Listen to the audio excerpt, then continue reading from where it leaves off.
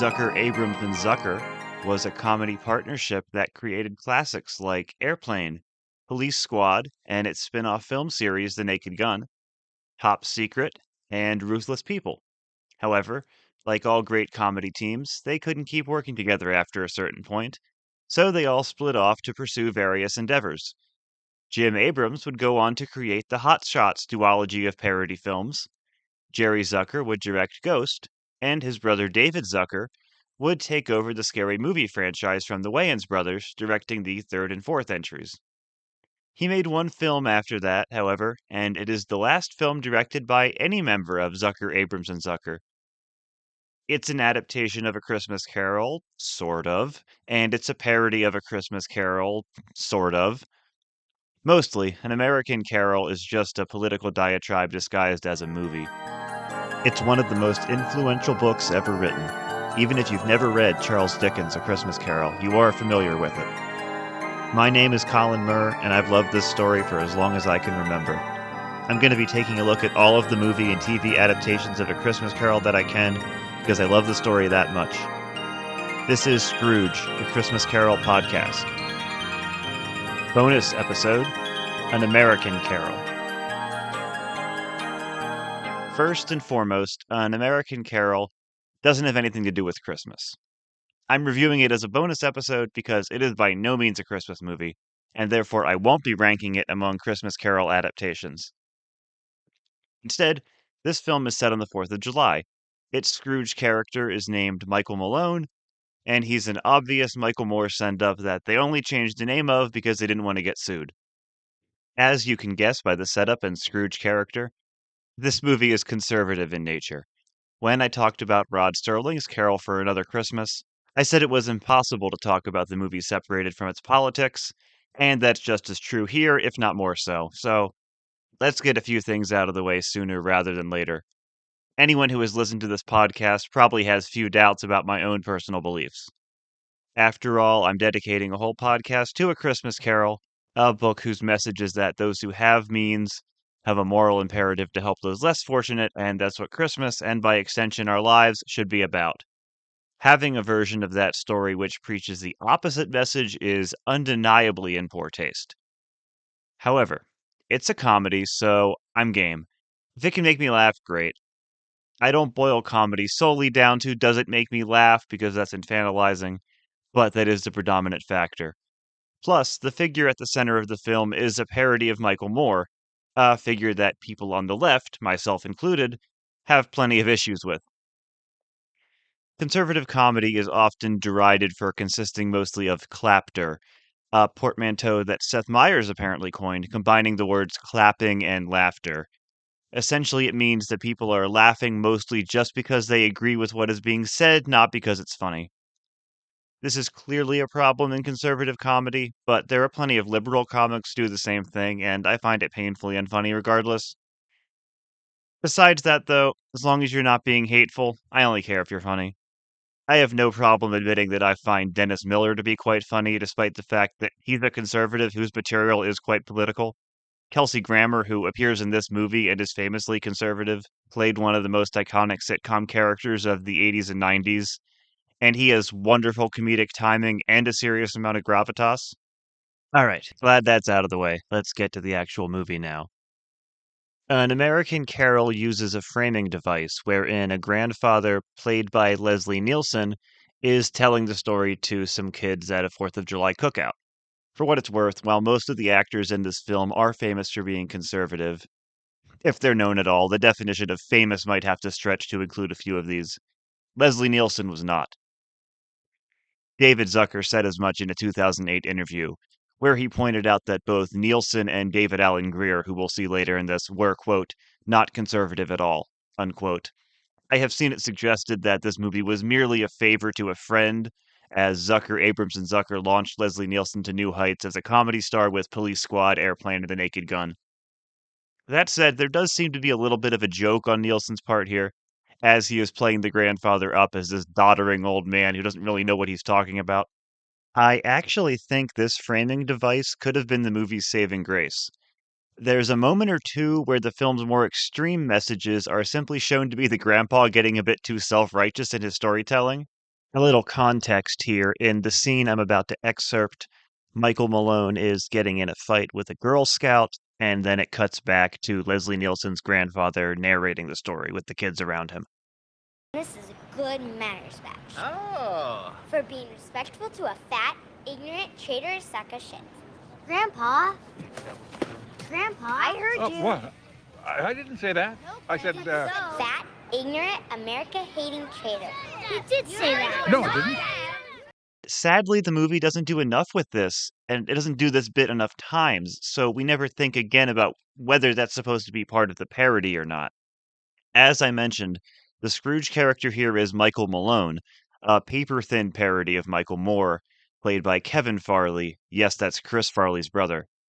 So let's see, there's a lot about Michael Moore you could make fun of. His insistence to always insert himself into his movies, his self-righteousness, his manipulatively edited interviews, the way he treats his crew.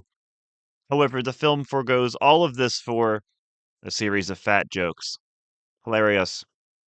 The way they portray Moore here is that it's just a given that he hates America and has to be turned around on that. I feel like it's a big ask to get your audience to accept that as a given. They never give the character any dignity to refute anything said to him. I'm shipping out to the Persian Gulf Sunday night. Well, can't you get out of it? I want to go. It's my duty. I don't get it. How can you be related to me? Mr. Malone, your 1 o'clock is here with people from Abolish the Military. Dickens painted Scrooge as a selfish miser with few redeeming qualities, and yet he still gave him dignity in the opening scenes. He got to have a verbal sparring match with Fred, and he pled his case to the charity workers. He's morally wrong about things, but he is genuinely passionate about what he believes. You can't paint Michael Moore as this kind of caricature and then try to redeem him, because it's pretty clear that this movie doesn't care about these kind of people at all. Also, there are a few things in Michael Malone's portrayal that I find quite bizarre and occasionally unfair to the real man, outside of the cruel line of fat jokes. There are suggestions throughout the film that Michael Malone, and by extension the real Michael Moore, is an anti Semite. Early in the film, Malone is making a documentary and he says, I've brought two Americans here, Bob and Joan Friedman, who were injured during Hurricane Katrina, caused by you-know-who. Now, this is the most overt accusation in the film, but there are others as well. Look, director David Zucker and his two screenwriters are Jewish, and I'm not. If they believe the real Michael Moore is anti Semitic, it's not my place to say they're wrong. I did try to look up any allegations against him and couldn't find anything, and I don't personally recall any from then or now. There are a few times throughout this movie where the writers seem to place their general feelings towards the whole left on the Michael Malone character, even if those feelings have nothing to do with Michael Moore, so this could be them expressing their frustration towards people on the left not supporting Israel and suggesting this is the same as anti Semitism. That said, I have a theory about some of the more out of pocket characterizations of the Malone character, so let's put a pin in this for now. The film is constantly picking on Michael Malone for being just a documentarian who wants to make a feature. There are constant jokes throughout suggesting no one watches documentaries and they're just for liberal critics to pat themselves on the back. Alright, so first things first, Michael Moore has made a feature film. In 1995. It was his second film. Okay, I'm not here to defend the honor of Canadian bacon, except that it exists, and the filmmakers of An American Carol should know this if they're going to constantly mock its director. Make fun of it for being bad or bombing at the box office. Instead, they mock his documentaries for not making any money. Okay, 1 second here, just taking a look at Bowling for Columbine's box office receipts. $58 million on a $4 million budget. Well, maybe that's just a one-off. How about Fahrenheit 9/11? $222 million. Now, let's see what An American Carol made at the box office. $7 million on a $20 million budget. I'm not sure you get to lobby those accusations at Michael Moore. Even if you look at Capitalism: A Love Story, Moore's film that came out closest to An American Carol, it made $17 million on a $20 million budget. Not exactly a smashing success, but it's still $10 million more than An American Carol made. For being an adaptation of A Christmas Carol, the structure of this film is unbelievably messy. There are just so many scenes dedicated to making a point instead of furthering the story or characters. Now, it would be fine if these were simply dedicated to being funny, since this is ostensibly a comedy, but they aren't that either. Anyway, Michael Malone is hired by a group of Middle Eastern suicide bombers, played by Robert Davi, Sammy Sheik, and Jeffrey Arndt, who want him to make better propaganda films for them. Robert Davi as a Middle Easterner is a choice, but he's weirdly committed to the role and almost gave me a laugh in this film, which literally nothing else did. There's a bit where he goes undercover by wearing a slightly thicker fake beard over his real beard, and even his cronies don't recognize him. Sure, it's a mid-level Naked Gun joke at best, but there are so few Zucker-esque jokes in this David Zucker film that it stood out. I briefly thought, oh, that's not a bad gag. Davi has made some trash in his time, but there's no denying he's a compelling actor to watch. This is the man, after all, who gave a genuinely good performance in Showgirls. In another early scene, Malone attends an award show where he wins the Leni Riefenstahl Award for his documentary. We get it. You think his movies are nothing more than propaganda, as opposed to this politically neutral comedy masterpiece we're watching. However, this is followed by the award show giving a prize to George Mulroney for That McCarthy Sure Was Bad, an obvious swipe at George Clooney's 2005 film Good Night and Good Luck. The Clooney knockoff is played by Kevin Sorbo in what must be the most generous piece of casting in the history of the movies. In his acceptance speech, Sorbo's character says that, I dedicate this award to all the courageous filmmakers who take on tough issues like McCarthyism, even though it no longer exists, or like slavery or Nazism, even though they ended too. But I'm genuinely not sure if the movie is just that dense or it's being deliberately obtuse. If you don't realize that Good Night and Good Luck was suggesting that a new form of McCarthyism had taken hold in light of the War on Terror, I don't know what to tell you. You have no media literacy. Also, Kevin Sorbo thinks Nazism ended, huh? Well, if you want to see it alive and well, take a look at his Twitter account sometime. Alright, well, we should probably get to the Christmas Carol portion of the story, since that is the story this is allegedly riffing on. Malone does have a nephew who invites him to his 4th of July barbecue before he ships out for the Navy. He also says that everyone will be attending the big Trace Adkins concert, arguing he's the biggest star in Middle America. I was alive and well in Middle America in 2008, and Trace Adkins was absolutely not the biggest star. It's just that the guy whose biggest hit was called Honky Tonk Badonkadonk is the only guy this movie could afford. An American Carol is about an hour and 15 minutes without credits. Let's be honest, barely a feature. And the Jacob Marley character equivalent shows up 22 minutes in. The Marley figure here is John F. Kennedy, played by Chris Anglin. On one hand, this actually might be a brilliant choice, since in 1953, then Senator Kennedy did in fact quote Jacob Marley in a speech. And I quote, "As Christmas approaches, I would recommend to our respected president and his able cabinet of businessmen that they restudy the role of businessmen as Dickens set it forth in his Christmas Carol." You all remember the words of Jacob Marley's ghost to his partner Ebenezer Scrooge.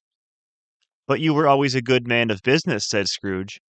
"Business," replied the ghost, "mankind was my business. The common welfare was my business. Charity, mercy, forbearance, and benevolence were all my business. The dealings of my trade were but a drop of water in the comprehensive ocean of my business." Unquote. Of course, that line is nowhere to be found in this conservative adaptation, and I highly doubt that the filmmakers were even aware of this connection. I feel confident in saying this because the Kennedy Marley character isn't even remorseful. It's more in line with those who think JFK would have been a Republican today, as he steps out of the TV and condescends to Malone in the same voice that every conservative character in this movie speaks with. However, unlike me, they do go for a really bad Kennedy impression. You must redeem yourself. How'd you do that? This is the greatest country in the history of the world, and you have slandered it. I don't get why they didn't pick a liberal character who they didn't like and then just had him show regrets. It's the easiest fill in the blank. I don't like this movie's politics, and I'm telling them how to do it better. Also, is JFK a figure that a bunch of people associate with Michael Moore? I mean, I'm sure there are things more liked about JFK's presidency, but I don't think of a particular connection between the two men. The movie's Ghost of Christmas Past, kind of, is General George Patton as played by Kelsey Grammer. There are a few scenes in the past, such as showing Malone how negotiating with terrorists will never work. He's shown American war protesters protesting World War II, and then Neville Chamberlain kowtowing to Hitler in overly comedic fashion. Patton insists that the only thing people like Hitler respond to is force. It's overly simplified for the sake of comedy and its message, but it gets worse. Patton takes Malone to an alternate present day where the Civil War never happened and slavery still exists. Here's the problem with this. As any person who has studied any American history from the Declaration of Independence to the Civil War can tell you, the Civil War was the result of decades of absolute failures of diplomacy. Did the Civil War need to happen in the moment? Sure. But this could have been stopped so many times before, and all the politicians did was kick the can down the road. To suggest that the only options were slavery forever or a civil war, that is such a ridiculous oversimplification of history. I realize it's a parody, and it seems weird to apply logic to it, but I also don't understand this alternate reality for the protagonist. In this non-Civil War world, Michael Malone owns slaves. Why? Even if slavery was a reality in the United States, why does this film suggest that Michael Moore would enslave people? Even if it thinks he would, it could at least give the character a line saying, I would never own slaves, and then let Patton or somebody else refute it. Instead, the Malone character is just horrified by it, but he never defends himself. It seems as if the filmmakers are suggesting that when slavery was legal, it was just accepted and no one took issue with it. Maybe they aren't saying this, but they're just outright saying that Michael Moore would own slaves in a world where it was legal. Also, the scenes with the slaves, one played by David Allen Greer and one played by Gary Coleman, seemingly as himself, are really uncomfortable. Rastus, tell me, how does old Massa Malone treat his slaves? Massa Malone is the bestest, most kindliest massa a slave could have. Oh, he don't beat us unless we awful bad. Let's just say it was clearly written by white people and move on, except we can't just yet. Okay. So at one point, they sing a stereotypical slave song, which Malone asks them to stop. Then they break into Hava Nagila, which Patton seems to genuinely enjoy.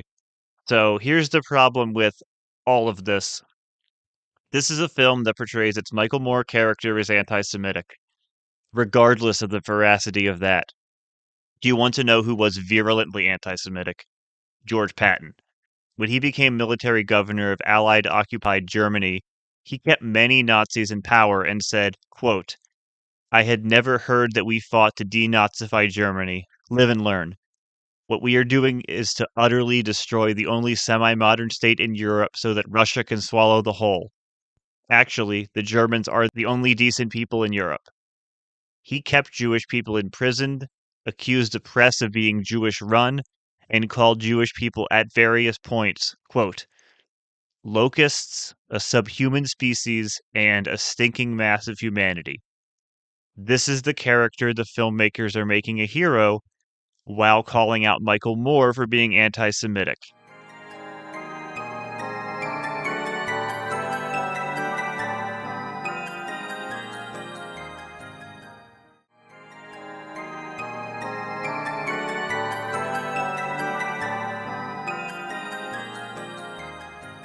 Then, Patton takes Malone to a college in the present where, through a musical number, we learned that the children are being indoctrinated. I don't know. You've seen your uncle whine about this on Facebook. It's not anything new. The song talks about how it's just like 1968 all over again. But it's funny because despite its references to the Vietnam protests, this movie can never outright defend the Vietnam War. Somewhere, deep down, the filmmakers know that war was still wrong.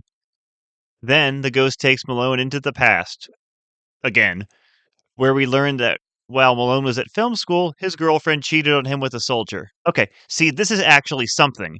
as it's suggesting that maybe Malone had a personal story behind his beliefs that led to some of his present-day cynicism. Now, when he finds out, he's just more offended that the boy's a soldier than the fact that she's cheating on him. No, I mean, he's in the army. How terrible, you got drafted. No, Michael, I enlisted. I want to serve my country. But how could you want to serve the corrupt American war machine?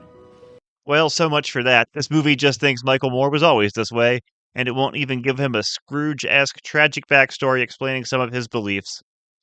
If you're going to parody A Christmas Carol, no matter how darkly or cynically, you still need to have empathy for your Scrooge character. We need to see where he went wrong. Play it for laughs or play it for drama, but don't suggest he was always this way. What's the point in showing the past at all in this case? It also feels the need to slut-shame the teenage Moore's girlfriend by suggesting she cheated on him with pretty much everyone in a uniform. After this, the scenes with Patton just begin to spiral. They all take place in the present now, but we're not getting a Ghost of Christmas Present yet. Again, hey, it's Kelsey Grammer. That's more than you're getting for most of this movie, so enjoy it. We see Moore meeting with the terrorists he'll be filming and then going on Bill O'Reilly alongside a Rosie O'Donnell clone named Rosie O'Connell who has been making a 9/11 conspiracy documentary. I know that O'Donnell has plenty of problematic beliefs, including 9/11 trutherism. But what side of the political aisle does this think most of the 9/11 truthers are on? I feel like there wouldn't be a Republican movie today defending extreme TSA measures in airports. More scenes in the present, but with the alleged ghosts of Christmas past, include a scene at the nephew's 4th of July barbecue, for some reason the same barbecue in the framing device, and another scene of Patton, Malone, and a judge played by Dennis Hopper gunning down ACLU lawyers like they're zombies. Yes, Dennis Hopper, the counterculture figure who made Easy Rider, was shockingly something of a conservative in later life. Let it be known, though, that he was to the left of this movie, as he found Sarah Palin such a joke that he voted for Barack Obama in 2008. Embarrassingly, this was one of his last film performances. Well, if you thought this movie was self-righteous before, just wait until we meet the Ghost of Christmas Present. Well, as with the last Ghost, kinda the Ghost of Christmas Present, this is probably the messiest telling of A Christmas Carol I've dealt with yet. Patton takes Malone to a church and seems to be praying to God for help, but we learn he is actually praying to George Washington. Malone then meets Washington, who really only appears in one scene. I imagine they wanted more, but when they got Oscar winner Jon Voight for the role, they rewrote the part as much as they could to include him in their movie.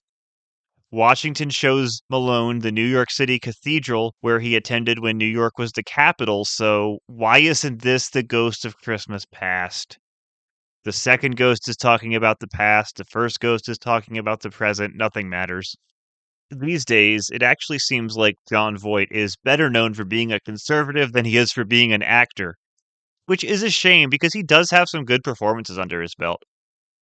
I heard some facts about Voight's behavior during the filming of this movie and tried to find a transcript of the director's commentary to find out if they were true. Thankfully, the AV Club has me covered with a summary of the commentary. They confirmed that Jon Voight thought the movie was too sympathetic to the Michael Malone character and should have been harder hitting. You wanted an adaptation of A Christmas Carol to have less empathy for its protagonist. Voight was clearly not aware this was supposed to be a comedy, as he just shows up and gives an unbelievably on-the-nose speech about how great it is to be a conservative Christian in America. I'm here to talk to you about freedom. The greatest gift man has. Freedom? Very precarious gift, easily misused. And when it is misused, easily lost. For what it's worth, Kelsey Grammer apparently was on the other side of things and thought maybe the movie went a little too far in a few places, asking if the ACLU lawyers scene could be toned down a bit. Knowing what I know of both Grammer and Voight, both of these takes seem pretty on brand. The Washington scene takes it one step further, though, and has Washington show Michael the wreckage of September 11th. Washington basically says that Michael Moore is responsible for 9/11 and that God will judge him. No matter how much vitriol you have towards someone like Michael Moore, how can you say he was responsible for 9/11? Don't Republicans like this think that 9/11 happened because other countries were jealous of our democracy? That always seems to be the line I hear, at least. Okay, yes. In the context of this movie, the Michael Malone character is literally working alongside terrorists to make propaganda. But that's only in this movie's universe. Also, even then, he wasn't doing it before 9/11. I'm so confused. When Washington tells Malone that God will judge him, Malone is introduced to the Angel of Death, played by Trace Adkins. However, the sequence just starts with Malone seeing his own grave, which kind of robs it of dramatic tension when people are later talking about a mystery man's death. He's taken to the future Hollywood, which is now called Bin Laden City. It's just a setup for a few cheap jokes like a statue of Malone. Get it? He's holding a sub because he's fat. And a store called Victoria's Burqa. Then they go back to Detroit, where Malone's autopsy is being performed. 3 doctors are performing it, and they're cracking jokes the whole time because all that is left is his baseball cap and his big butt. He died in a nuclear explosion, which also killed thousands of people from the radiation, yet these 3 doctors are just cracking jokes about him the whole time, when nuclear war has just broken out, and they can just perform autopsies as usual. One of these doctors is played by Christopher McDonald, and just why? You deserve better than this. Even if you want to be in this movie, you deserve better than this. Malone begs the ghost for another chance, and he wakes up in his bed. He goes to his anti-4th of July event, A Changed Man, and it's here that the movie feels the need to take a swipe at former President Jimmy Carter. Fred Travalena portrays Carter as a clueless old man who says, Israel is an apartheid state. High taxes are good for you. I'm kind of confused by this take. I get the filmmakers didn't like his book Palestine, Peace Not Apartheid, but portraying the always razor-sharp Carter as if he's riddled with memory loss and at death's door is quite the opposite of even parody portrayals of the man. It feels much more like someone was mad at Reagan jokes and fought back with the exact same jokes at Carter's expense. Carter, as we all know, lived 16 years longer, just dying last year at age 100, the only president to make it to that age. In fact, he outlived Dennis Hopper, Gary Coleman, Bill O'Reilly's career, Kelsey Grammer's marriage, Leslie Nielsen, rest in peace, and Fred Travalena, the actor portraying him here. Malone is booed by his former fans and saved by soldiers before being nearly trampled to death. Then he ends up at the Trace Adkins concert where he discovers that the people he's making a film with are planning to blow up the concert venue. The other 2 terrorists turn on the one played by Robert Davi and try to disable the bomb in a bathroom stall. This is overheard by various pairs of military men who assume they're hearing something sexual and always blame another branch of the military. The threat is stopped, the 2 former terrorists join Michael's filmmaking crew, and Michael sees his nephew off to war in a scene that includes not 1, but 2 Casablanca references. It's a bit much. The present and future sequences combined take about 5 minutes, but it takes 3 times that long to wrap the actual story up. The pacing of this film is absolutely atrocious from both an adaptation and comedic standpoint. The story wraps up with Michael Malone making a biographical film about John F. Kennedy that is apparently conservative propaganda. Leslie Nielsen's narrator says that the movie was successful because people wanted to see movies about the real America, and his grandkids tell him he's laying it on a bit too thick. Again, this framing device could have covered up a lot of sins. I wish they used it more, both because it has Leslie Nielsen and because it could give the filmmakers plausible deniability with the parts that are disgustingly jingoistic. For a movie that suggests liberal filmmakers would name an award after Leni Riefenstahl, it sure leans into the nationalistic propaganda hard. I will admit the final joke of the movie is kind of cute. Early in the film, Malone said that he wanted to make a feature film like John Ford. In the final scene, the camera pans out to reveal that the Oval Office set for the Kennedy picture is actually being filmed in the Monument Valley in Arizona, where Ford shot so many of his classic films. It actually suggests that these filmmakers understood setup and payoff for once. So this movie is a mess. This is a podcast about A Christmas Carol, but the Christmas Carol stuff here is pretty much an afterthought. I assume that some of the stuff in the present was actually supposed to be shown by the Ghost of Christmas Present, George Washington, but they only had Jon Voight for one day, so they reworked all of it. The workaround is that Kelsey Grammer is in this movie a lot. In fact, one early story suggested that Kelsey Grammer would be playing the Scrooge character in this film.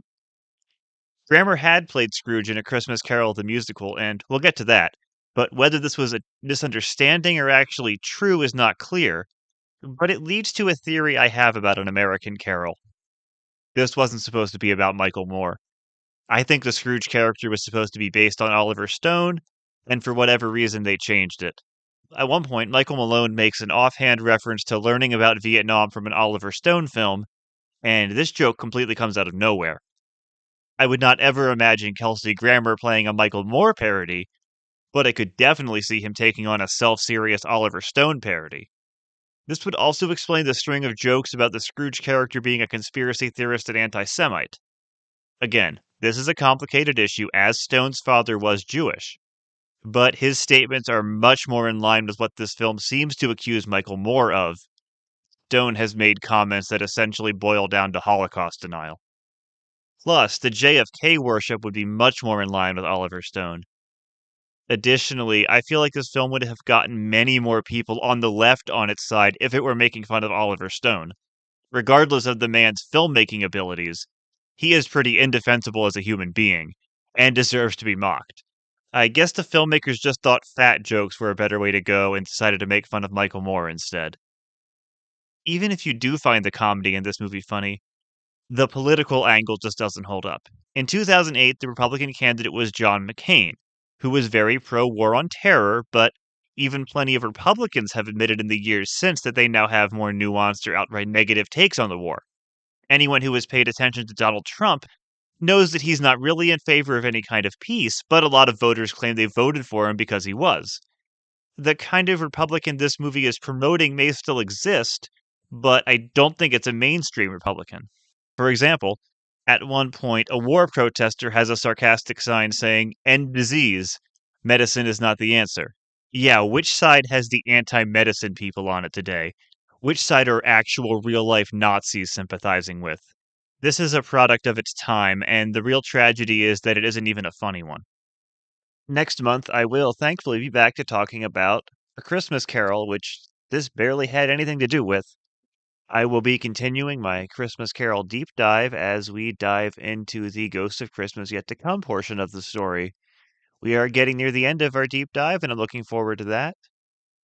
Stay tuned for a little more on this episode as I talk about some more thoughts and facts about An American Carol. And thank you for listening to Scrooge, A Christmas Carol podcast.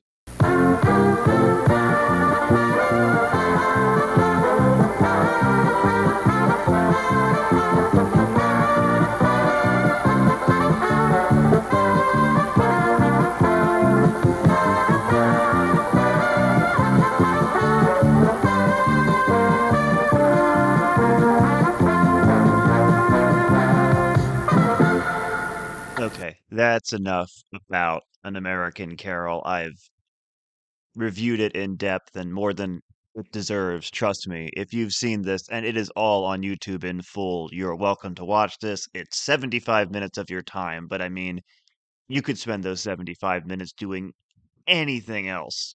There aren't too many things that are less enjoyable than watching this movie. I will say, I'm not going to rank this among my other Christmas Carol adaptations. I'm not counting this as an official adaptation.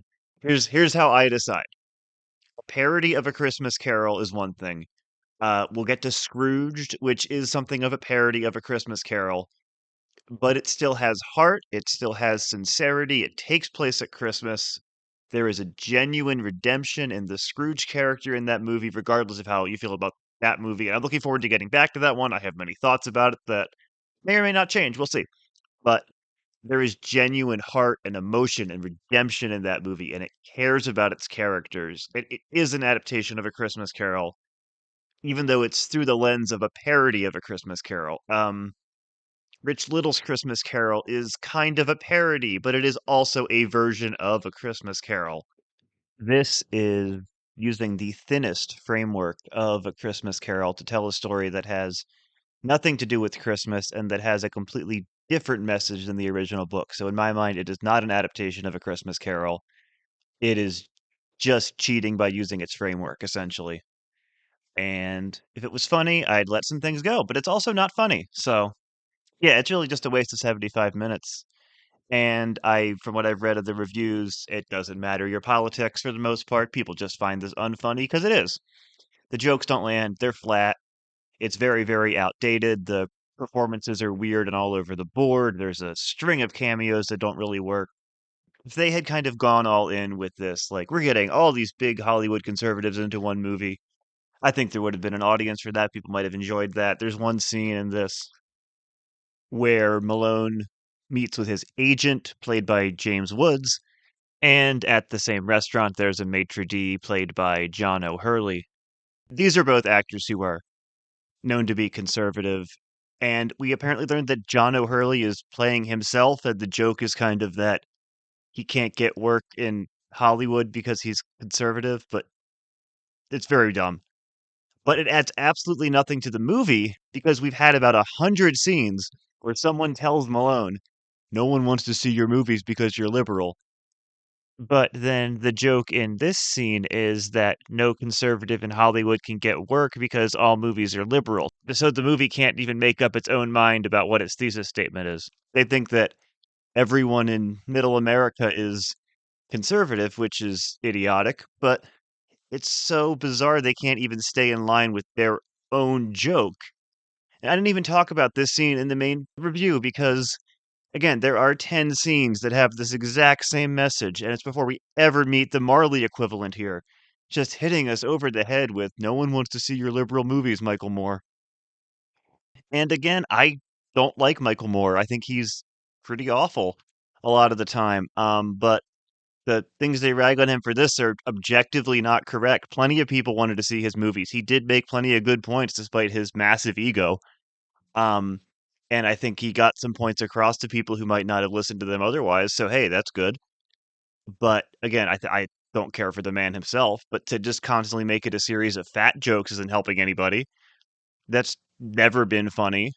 I don't care who you're making fun of. It's just not funny. I don't do it to people I don't like because there's no humor in fat jokes.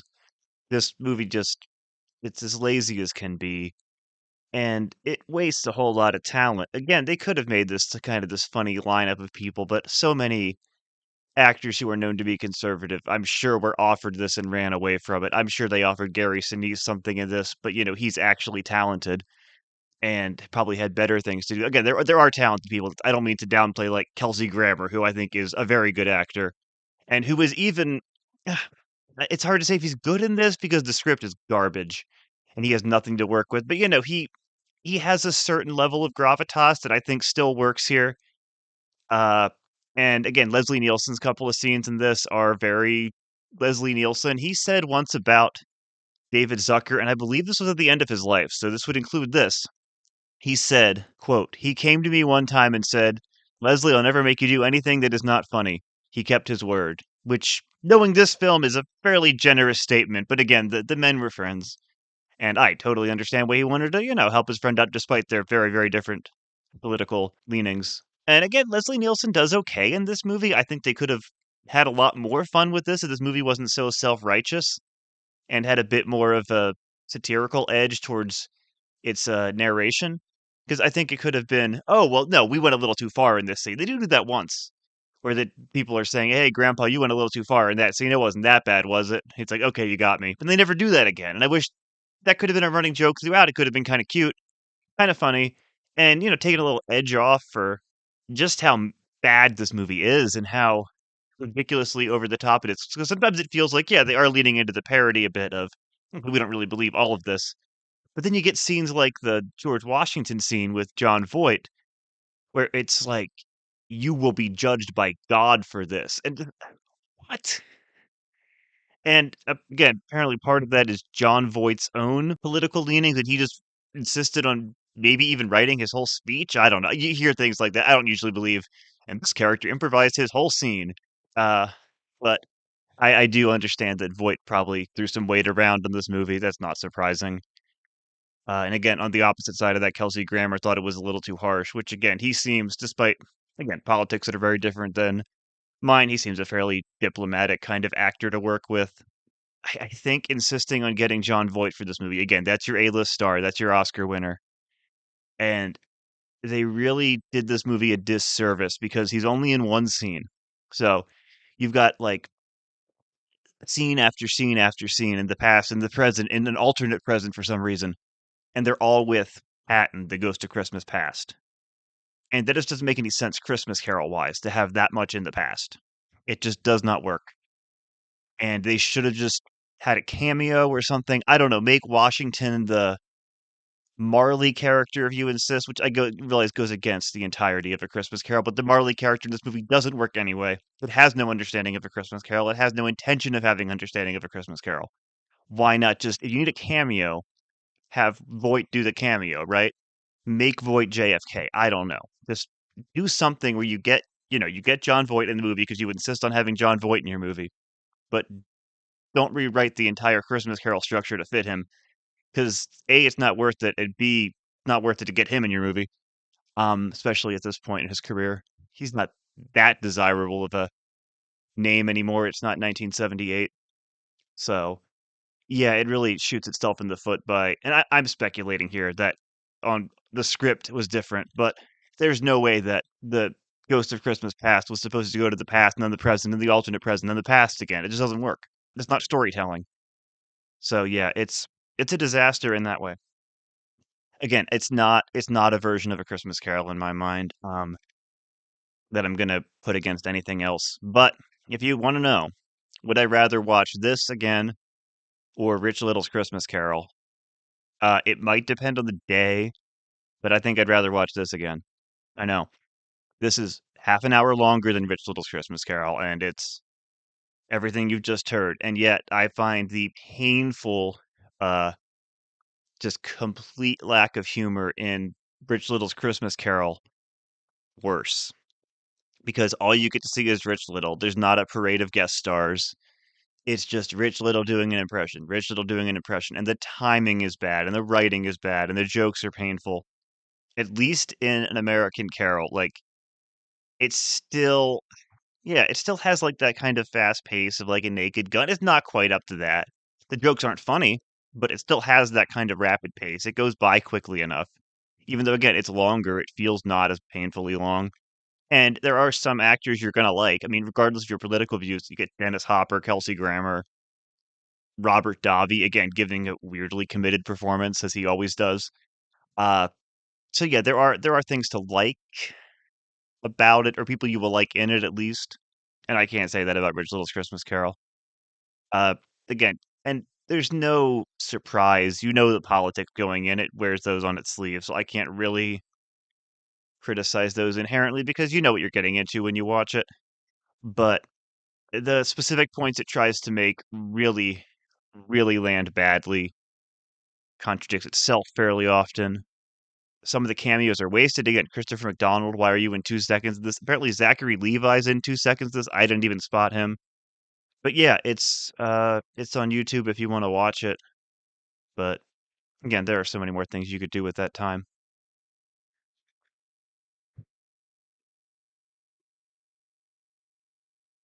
Next month, I'll be back with a Christmas Carol deep dive where I'll be breaking down the Ghost of Christmas Yet to Come portion of the story. It'll get the bad taste of this adaptation out of your mouth, hopefully. Also, I'm going to have a bonus episode coming up soon. There was a recent New York Times article about the greatest movies of the 21st century so far. We're, 25 years in. And I think I'm going to do a bonus episode about my 25 favorites of the century so far. Might be something a little bit different. You can get an idea of some of the movies I love that have nothing to do with the Christmas Carol. So I think that's going to be coming up soon. That might be in the coming month. It might be in another month, but look for that in the near future as well. But regardless, next month, Ghost of Christmas Yet to Come portion of the Christmas Carol deep dive. So we'll have that episode, which will come out in August. We'll have the final one that comes out in September. There will be something else in October. And then we're back to November again, where we go back to dropping weekly episodes. I have a plan in place for the upcoming season that'll start in November. It's going to be A Christmas Carol from Mickey Mouse to the Muppets. So, starting in the 80s, going up through the very famous Muppet Christmas Carol. That is the plan for the upcoming season of the show that will start in December. So, yeah, I've been making plans for that. Really looking forward to it. Again, that short run from beginning of the 80s till 1992 has so many iconic versions. You've got the Muppets, you've got Mickey, you've got George C. Scott, and you've got Scrooge. Those are four of the most famous adaptations of A Christmas Carol, plus many, many more. I'm betting some you've never even heard of, so there's going to be a lot to talk about, but that's in the future. It's only July right now, and we've still got some deep diving to do, so join us then for that. Scrooge, A Christmas Carol podcast is written, edited, and hosted by Collin Murr. Theme music is Christmas Day by TRG Banks. And Honey in the Hive from Skinflint, A Country Christmas Carol is also used as interstitial music. Clips in this episode are from 2008's An American Carol, directed by David Zucker. All sources in this episode will be included in the episode description. Leaving a 5-star review on Apple or Spotify, as well as liking, commenting, and subscribing on YouTube will be a big help to me. I'll be back next month with another episode of Scrooge, A Christmas Carol podcast. Until then, make sure to live in the past, the present, and the future, and ensure that the spirits of all three strive within you.